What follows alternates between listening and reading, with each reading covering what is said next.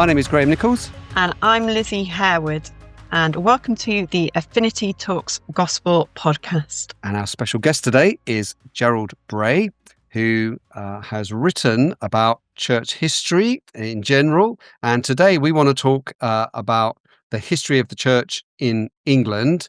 And I've got a first question for you, Gerald, which I did warn you about, which was, why would we bother talking to you, talking to anyone, thinking about the history of the church at all, but particularly the history of the church where we live? Why is that useful, do you think, to think about and talk about? Well, I think, first of all, for the more general question, whatever you think about Christianity or any religion, I think you have to recognize that the influence on the world has been enormous. In Christian terms, this comes in the form of the church, which is, has many institutional incarnations, but we can put it together as one thing. You see, the body of believers in Jesus Christ, and so you can't really have a balanced picture of the world, of anything, if you don't include the study of the church and the history of the church and how it has influenced the development of human life, and indeed how it has been affected at different times by events which have occurred in different places. When it comes to our own country, well, the two things are coterminous in a way.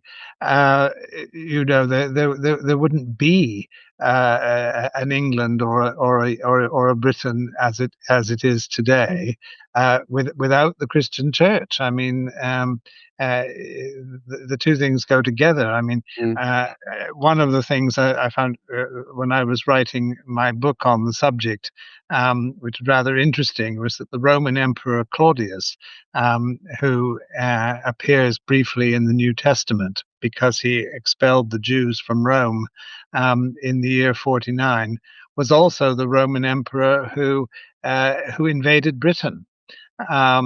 So bringing Britain into history, really, the first historical mention of the country, really. So the same man, the man the Roman emperor who was the first one to notice Christianity or Christians, was also the one who established Roman rule in this country and laid the foundations for what later became England. So it's interesting that they do go together in that way. But perhaps more importantly still is that England as a concept, as an idea in the mind, was really the creation of Bede, the Venerable Bede, in his little monastery up in Jarrow, who wrote the ecclesiastical history of the English people. And he did that centuries before there was an England as we understand it. There were Anglo-Saxon tribes here and there all over the country, but they weren't united. They coexisted, I suppose would be the best way to put it. But it was Bede who saw that this was a nation, and in his history, the point of his history was to say that just as God was bringing a new thing into the world by sending his son, Jesus Christ, so he was doing a new thing in human history by creating the English people. He tied the two things together. So whether you agree with that or not, there it is. Yeah, that's really interesting. As a human being, you've made the case for being interested, just to know your international and national history, and I can see the value. I'm a Christian. I think I have other reasons for being interested, probably more to do with seeing how God's worked in the past, seeing what lessons I could draw, being reassured that God can break into all kinds of different situations. Those things help me as well. I don't know if you have that similar sort of motivation. Well, yes, of course. If you are a Christian believer, well, then you will see the hand of God at work in everything.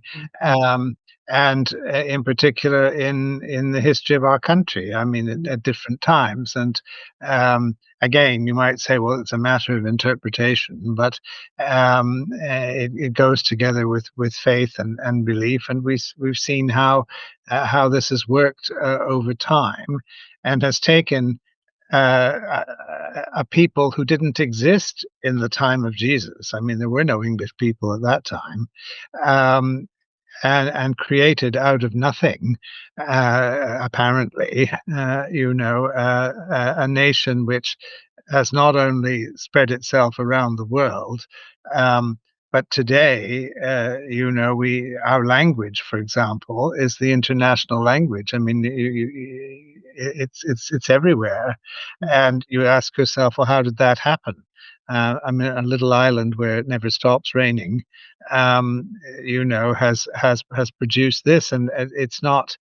It doesn't make sense in purely logical terms, because it's not a big country. It's not a very populous country, really, when you compare it with other places, and yet its impact has been enormous, and a lot of that, of course, is tied up with the Christian Church, with the gospel message, and in some respects, it still is. So I'm interested in, so just to give you a bit of background, before some of the other conversations we had about the history of Christianity or the history of the church in Wales or Scotland, I went and did a bit of reading up about those places. I admit now, not only because I've been very busy this morning, but because I kind of feel, well, I've lived in England most of my life. I was taught about, Henry VIII, about the Reformation. I know Right. a lot about, the history of the church in England, but obviously those are going to be very surface or very shallow learnings of the history of Christianity or the history of the church in England. So could you give us perhaps a few of the very earliest milestones, perhaps what happened in the very beginning in Roman Britain?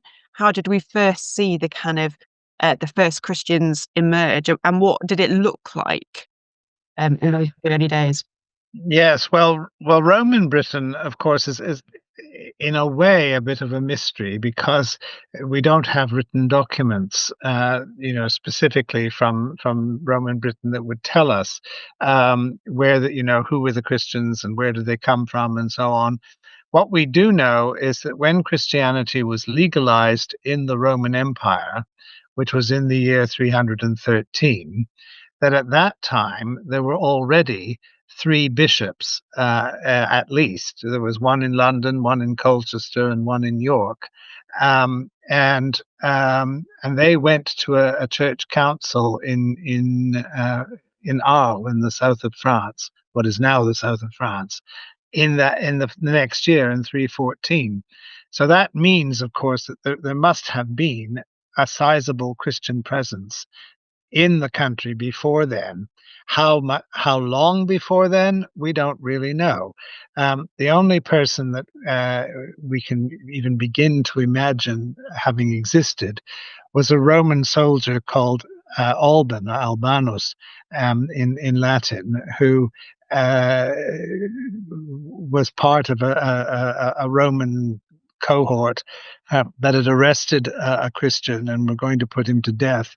And this man, Albanus, stepped in and said, I'll die in his place because he's innocent. And he died. He was put to death, and he was buried outside the Roman city of Verulamium, on a hillside there. And of course, that is now the city of St. Albans. And I recommend, if anyone's going to look into this period, go to St. Albans, visit the Roman Museum in Verulamium, which is absolutely fantastic. It's one of the best museums in the country, and you can learn all about it. That's as much as we know, for sure. Then the next thing, of course, is that when the Anglo-Saxon tribes invaded, in the 5th and 6th centuries, they were not converted. They were not Christians. They were pagans. But but the British people, the people who were living there in Britain already, had at least been superficially converted. I mean, they were officially Christian. Whether they really were or not, of course, we have no way of knowing for sure.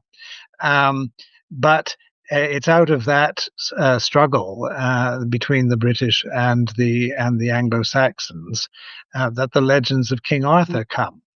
Because if King Arthur was ever a real person, or on whatever basis of fact there is there, he was the leader of the British against the Anglo-Saxon invasions, which is rather ironic because he's become an English national hero, even though he thought the people we call the English were illegal immigrants. He wanted them to go back home again,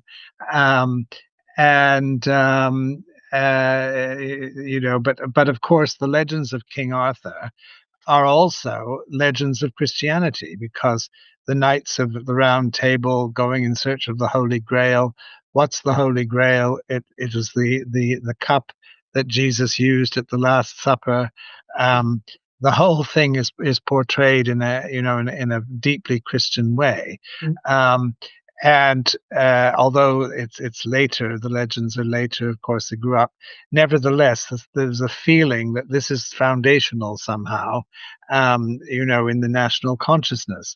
Then, of course, you have Bede, who recounts the evangelism, the people who went and preached the gospel to various places in England, up and down the country.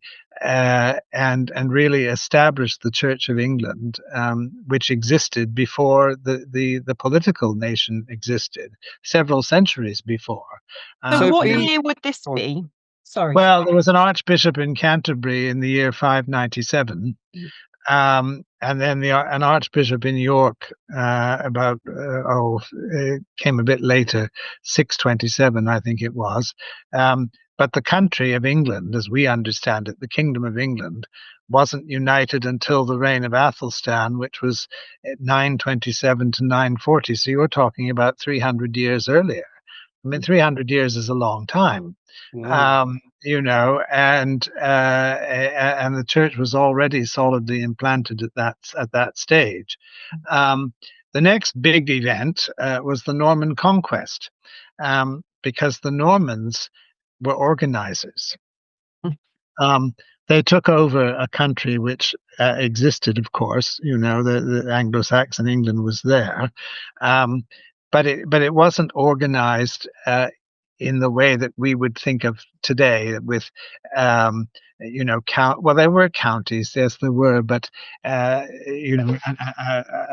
taxation system, for example, that actually worked, and things like this, where the king could control the country, and the nature of the counties, because if you look at France or Germany or somewhere like that, a county was ruled by a count who was a semi-independent ruler. But in England, this never happened. The English counties were never more than subdivisions of the kingdom, and the king always controlled them. I mean, there was never any chance that they would become independent states of their own. I'd never thought of counts as being connected with counties. I bet you'd work that out, Lizzie, hadn't you? No, I certainly hadn't. That was news to me. So they are. I mean, it's blindingly obvious now you've said it. I thought, that is kind of related, but yeah. Well, we call them earls, but their wives are countesses. Yeah, and that's related to countess, right? The and the the Count of Monte Cristo or whatever. So I recognise the word count, and Count Dracula. I was going to ask a question, which was, understandably, it's a bit superficial, but there's Bede, there's these other archbishops and stuff. In as much as we can understand it, would we recognise them as Christians who believe the Bible, who trust Jesus, who are following Jesus, in the way that we would kind of recognise? They might be different, but oh well, yes, I think we would definitely recognise them. Of course, it's always hard to say, because we can't just conjure them up and ask them questions. and they would be thinking in ways that were slightly different from ours. But I think the key is that they were evangelists, and they believed, you see, that you had to preach the gospel in order to bring people out of darkness into light. And this is the thing, you see, that you read through not just Bede, but of course, I haven't mentioned St. Patrick, but you'll do that when you do the Irish podcast. But there's another person who believed that he was called by God to preach the gospel to people because they were dead. They were dead in trespasses and sins, and they needed to be brought into life. And the only way they could have life was by surrendering to Jesus Christ, who was the light of the world and the life of the world. So although they expressed their faith in what we might think of as fairly primitive terms, I bind unto myself today the strong name of the Trinity, and so on. We might not talk just like that.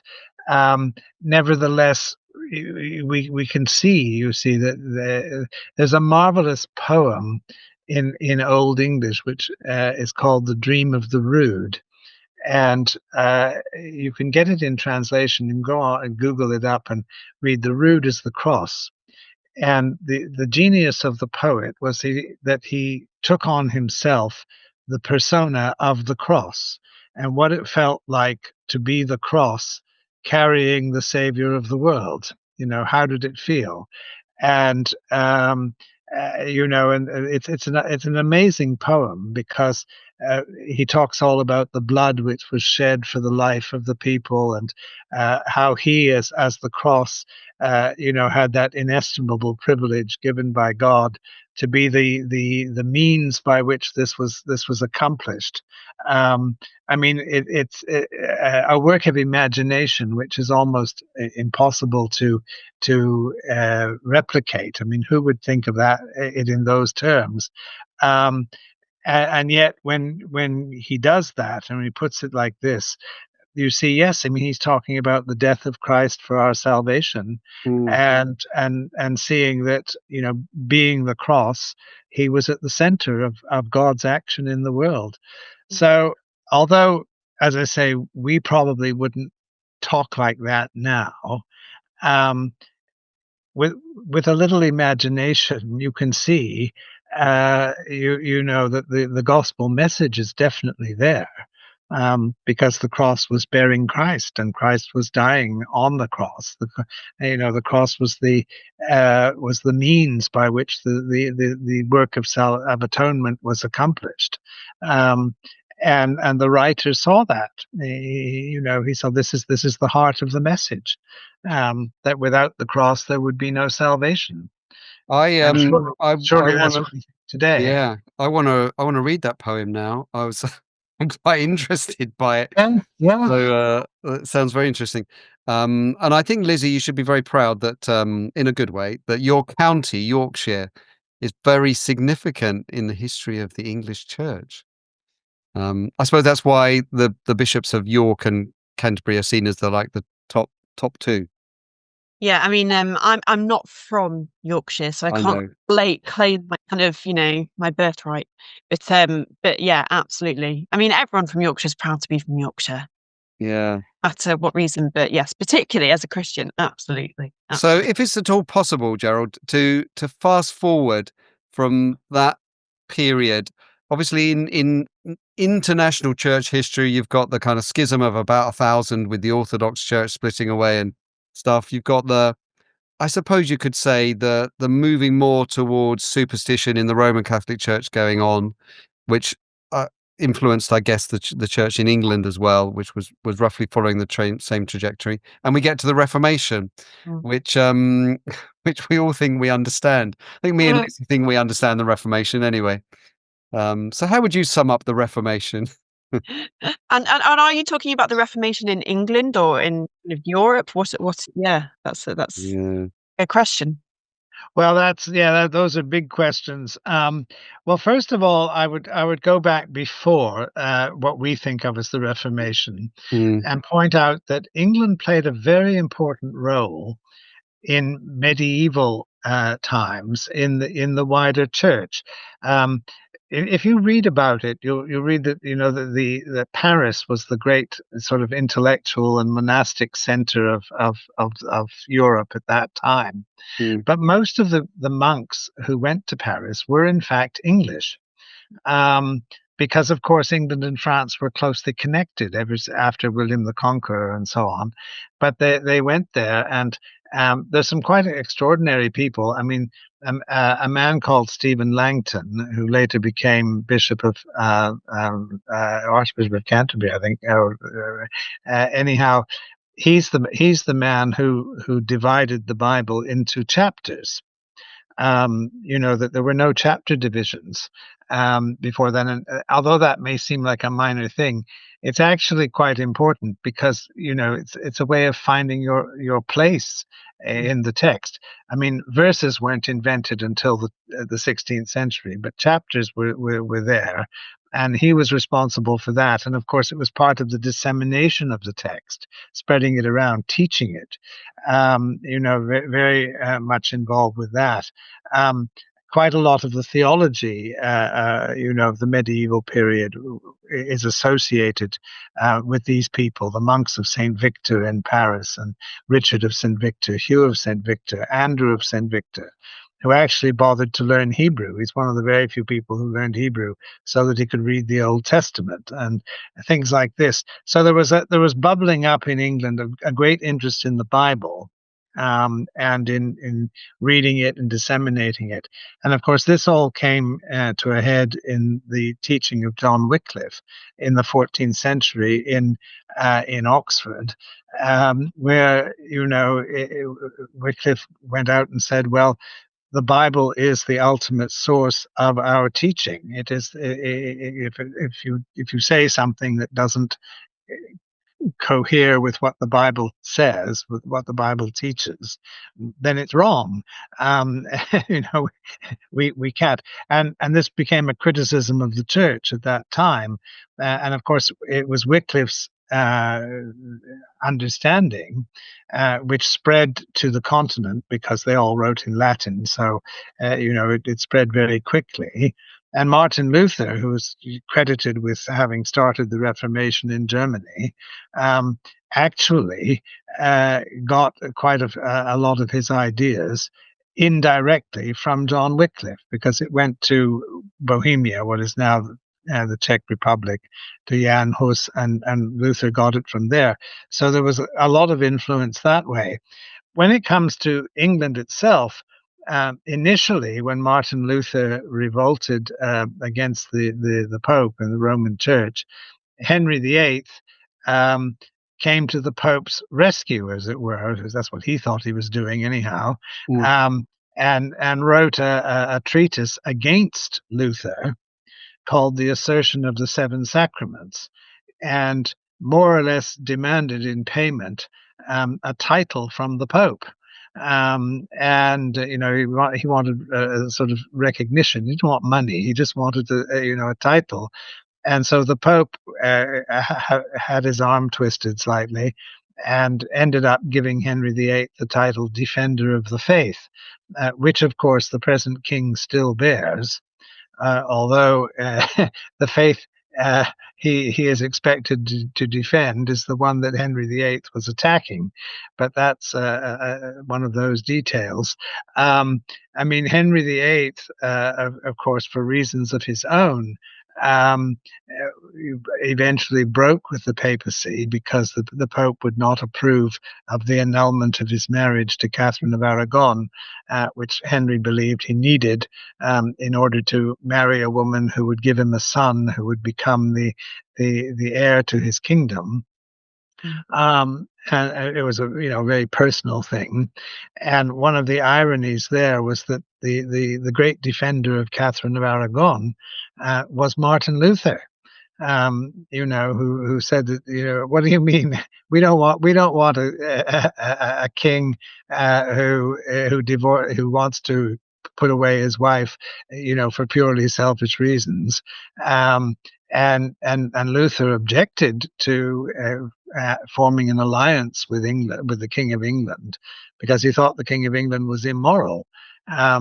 And of course, Catherine of Aragon was one problem, but Anne Boleyn, who was the next wife, when he had her executed, Luther hit the roof. He said, "What do you mean this man is killing his wife? What's going on here?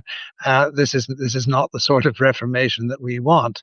But fortunately, the Reformation didn't depend on Henry VIII and his ups and downs. There was already quite a lot of ferment in England itself, particularly in the universities, and particularly in Cambridge, where I am right now, because there was a kind of secret underground trade route which went from Holland to London, and then from London to Cambridge. It's very interesting because John Wycliffe, because he was at Oxford and stirred up trouble, the government clamped down and put Oxford under censorship. And the students and lecturers at Oxford were very carefully vetted after that to make sure that they weren't going to say anything that the government disapproved of. But for some reason, they never bothered about Cambridge. And so in the early 16th century, all these sort of new ideas could circulate in Cambridge quite freely. And Erasmus, actually, the great humanist from the continent, lived in Cambridge for 3 years, and did most of his Bible translation here, although the text was published back in Germany. But this became a center for discussion and so on. And so there were quite a lot of people who were primed for new ideas. They were hearing this. Yeah. So, my oversimplified view, I suppose, is that there's a mix of politics and kind of intellectual interest, all kind of fermenting, but God in his providence worked it all out, I think, for good. Whatever you might think of the Church of England now, it would be a significant milestone to restoring the gospel in this country and giving lots of options for gospel preaching. So, God used this slight mess of the personal, the political, the intellectual to kind of rebirth the church in a way. Well, that's right. No, that's right. You see, I think if you look at Henry VIII, what did God do? He kept Thomas Cranmer, the Archbishop of Canterbury, alive through the reign of Henry VIII, which, if you asked one of Henry's wives or some of the other people that were around him, that was no mean achievement. To survive Henry VIII was quite a major thing. And it was during that time, of course, that he was able to think through things. And when Henry VIII died and was succeeded by his son Edward VI, who was only 9 years old, Cranmer, the Archbishop, was put on the Regency Council to run the country and was given more or less a free hand in the church. And so it was then that the real Reformation began. Because it was Cranmer who produced the prayer book. It was Cranmer who produced the Articles of Religion. It was Cranmer who allowed the clergy to marry. Basically the structure of the Church of England as we understand it today. What wasn't the work of Henry VIII at all? It was the work of Thomas Cranmer after Henry died. But he happened to be the right man in the right place at the right time. And the other thing that we tend to forget is that if you look at other countries, if you look at, say, Martin Luther in Germany, if you look at John Calvin in Switzerland and France, the great reformers of other countries, they all died in their beds. They just lived an ordinary life and they died. They didn't pay any great price personally for their beliefs. Whereas the English reformers went to the stake. They were burnt to death, for their beliefs. And they're the only ones of whom that was true. Thomas Cranmer, Hugh Latimer, Nicholas Ridley, and so on. They paid with their lives. And it's very fashionable, of course, in England to mock the Church of England and say it's half reformed and, it's this, that, and the other. And we can be very critical of it in many ways. But we're the only church that was founded on the blood of martyrs. Protestantism, and this shows the seriousness of it, because these people weren't killed accidentally. I mean, they went to their deaths knowing full well what they had done, and you think about this, and one of the most moving testimonies of this that I ever heard was the late novelist P.D. James. P.D. James, the mystery writer. I heard her give a talk on this some years ago, and it was published in the Prayer Book Society magazine. And she said every time, in her house, when she lit a fire in the evening, in the wintertime, she couldn't help thinking of the English martyrs, who were faced with that terrible choice of going to their death by fire or renouncing their faith. And when they had to decide, they went into the flames. And this shows a degree of commitment, a degree of conviction, which really lies at the foundation of the Protestantism of England. I'm going to we're going to have about another 10 minutes, so I'm going to ask you in 5 minutes to kind of try and summarize not so much the rest of the history of the Church of England, but since the Reformation. I mean, there were before that Anabaptists and various others, but probably more since the Reformation, lots of other church groupings, whether it's the Brethren or the Baptist movement or other Quakers? things, that have all kind of arisen. I mean, did they all spring out of that, or were they all springing out independently? Or I know it's really hard to summarize that. Yeah, well, it's a mixed bag. I mean, the Methodists, for example, take the largest one. Yes. from the 18th century. I mean, John Wesley was an Anglican. Yes, he was a member of the Church of England. He never left the Church of England. He was basically forced out because he had a vision for evangelizing the country, which wasn't shared by the bishops. They didn't want to do anything. They just wanted to leave things well enough alone, and they couldn't cope with a spiritual revival. The Presbyterians, well, of course, that goes back to the 17th century, the Puritans and so on. They were arguing not really about faith, but about church government, how the church should be run. With the Baptists, it's somewhat similar. They kind of modified Anabaptism, which they picked up on the continent and brought it into England and so on. It was really the political failure. If you look at the 17th century, the early 17th century, there was only one church, the Church of England, and then there were a few dissenting voices here and there. But they, of course, banded together, and overthrew the government, killed the king, set themselves up as a commonwealth under Oliver Cromwell, who was a very gifted man, a strong believer, a Christian believer. But as often happens in these cases, these people knew what they were against, but they couldn't really decide on what they were for. And this is how they fell out. They argued over things like, should you celebrate Christmas and this sort of thing. Which to us today seems a little bit odd. Why are you doing this? But to them, of course, it was very important at that time.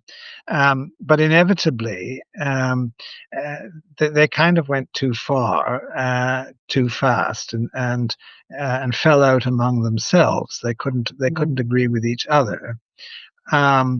And so it all collapsed, and the solution was to allow different groups to form what we would today call denominations. And what we call denominations were legalized in England in 1689 at the time of the Glorious Revolution, when King James was sent packing and William and Mary came over from Holland and took over the country. So it was really from then on, and that's why we have these differences today.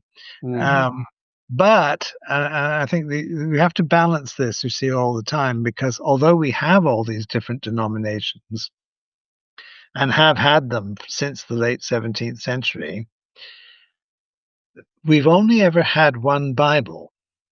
The King James Bible in 1611 was the universal Bible that everybody used. I mean, there was never a Baptist Bible or a Methodist Bible or a Presbyterian Bible. Everybody used the same Bible.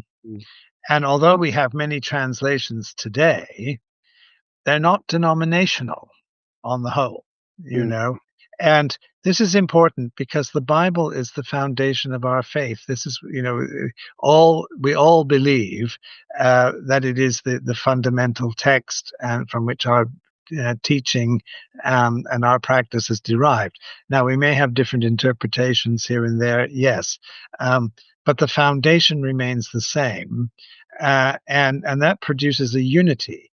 So that, I'm an Anglican clergyman, but I can go to a Baptist church or a Methodist church or whatever. I mean, it doesn't really matter, a free, independent church, and worship with them, and we're brothers and sisters in Christ, because ultimately it's not the denominational label that we wear that matters. It's our loyalty to Scripture.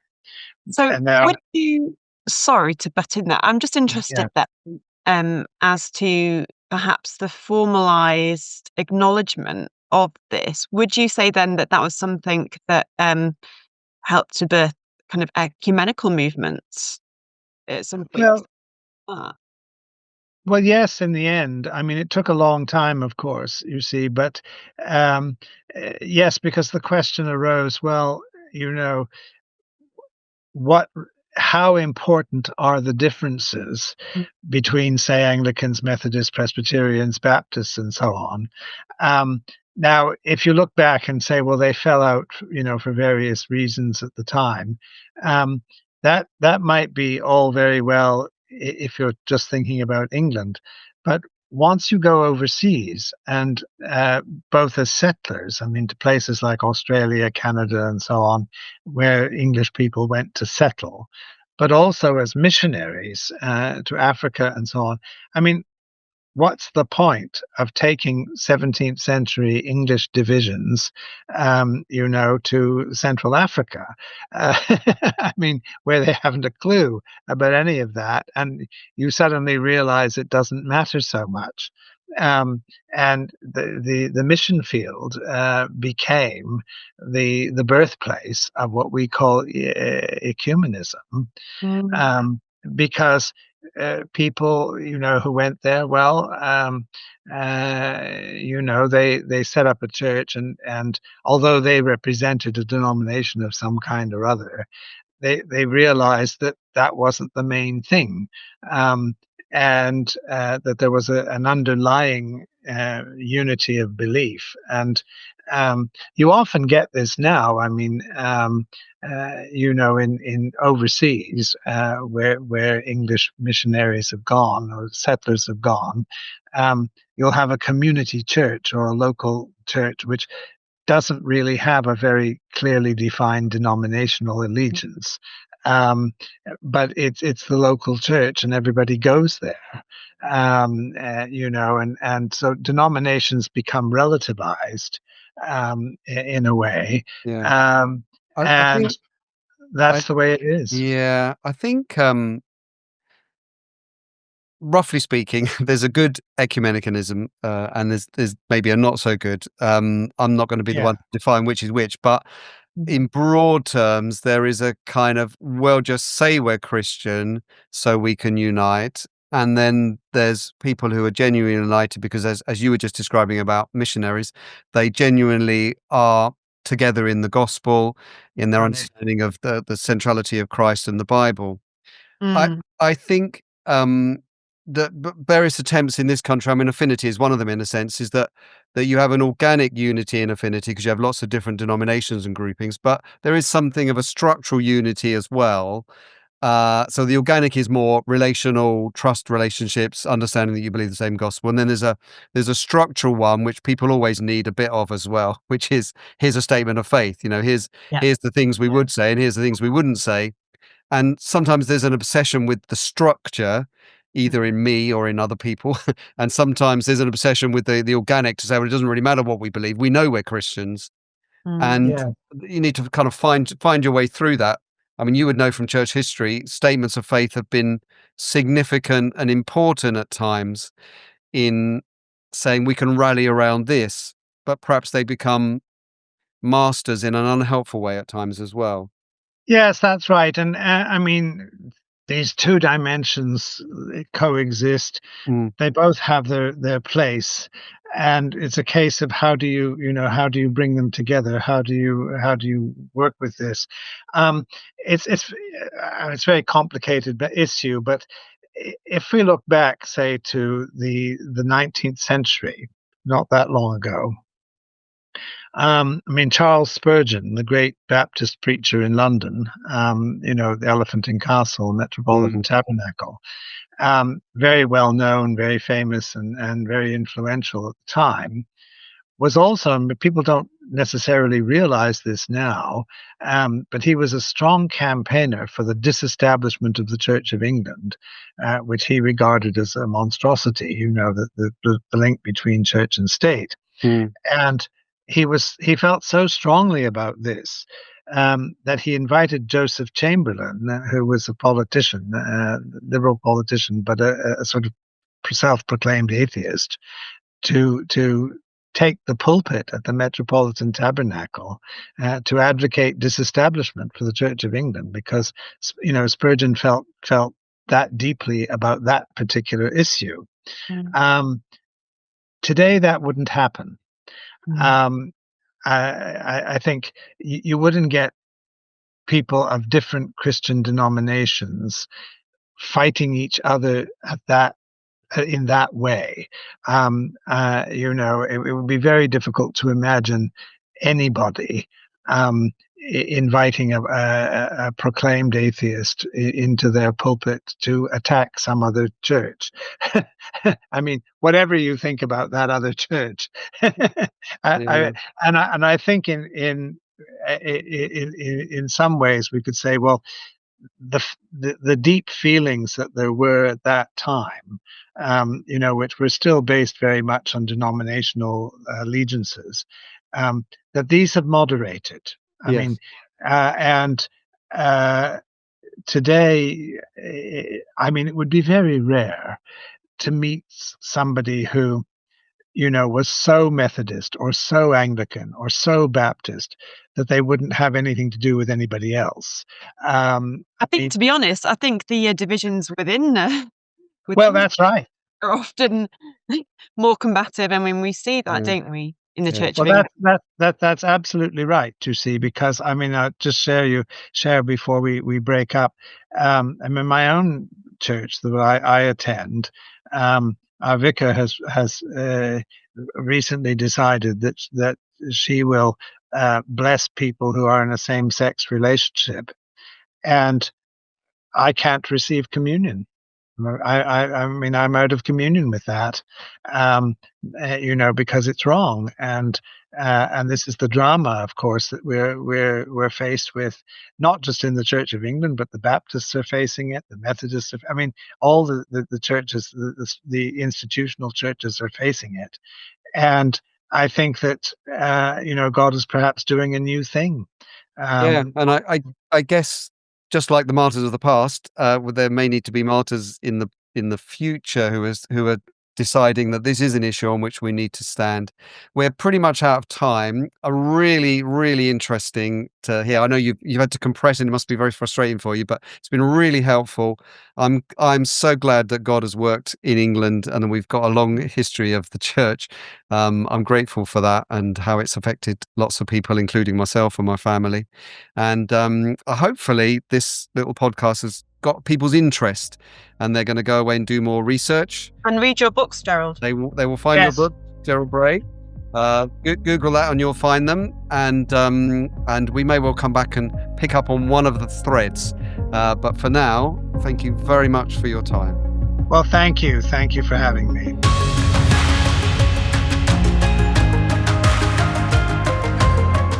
Thank you so much for listening to Affinity Talks Gospel Podcast.